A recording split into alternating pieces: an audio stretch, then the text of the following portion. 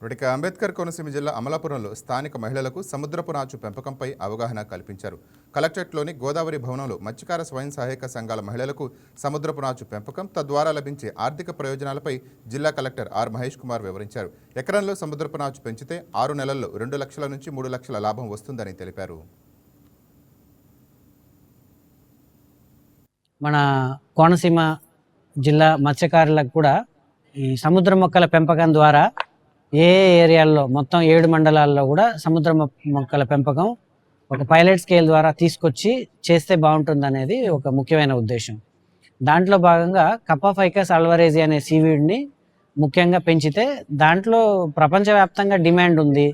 మన భారతదేశంలో కూడా ఉన్నటువంటి సముద్ర మొక్కల మీద ఉండే చాలా ఇండస్ట్రీస్ ఇతర దేశాల నుంచే దిగుమతి చేసుకుంటున్నారు.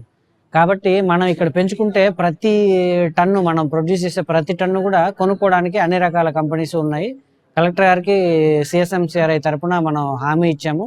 ఆ కంపెనీలతోటి ఇక్కడ ఎంఓయూ చేసి మత్స్యకారుల దగ్గర నుంచి తీసుకునేలాగా ఏర్పాటు చేస్తాము. ఒక టన్ను మెటీరియల్ నుంచి ఇప్పుడు 75 టన్నుల మెటీరియల్ వరకు ఒక 100 క్లస్టర్ల వరకు తీసుకురావడం జరిగింది. కలెక్టర్ గారు వాళ్ళని కూడా ఆహ్వానించి వాళ్ళ అనుభవాలు కూడా ఇక్కడ మత్స్యకారులతోటి పంచుకున్నారు.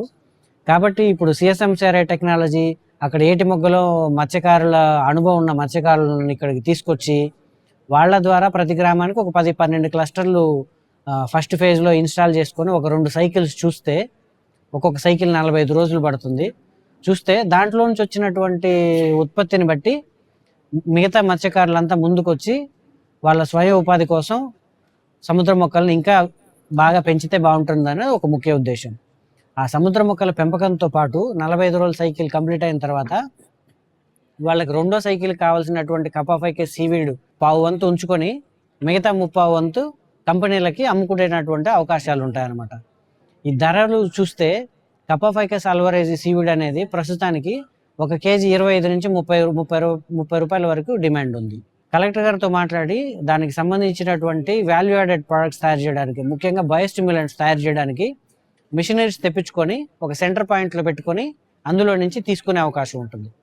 ఎవరైనా ప్రైవేటు స్టార్టప్స్ ఎంటర్ప్రినర్స్ ఉంటే వాళ్ళు కూడా అలాంటి యువత ఉంటే కూడా అలాంటి అవకాశాలు సెర్ప్ ద్వారా, ఫిషరీస్ డిపార్ట్మెంట్ సపోర్ట్ ద్వారా తీసుకొని వాళ్ళైనా కానీ ఈ బయోస్టిమ్యులెంట్ ఇండస్ట్రీ ఫ్యాక్టరీ లాగా స్టార్ట్ చేసుకోవచ్చు.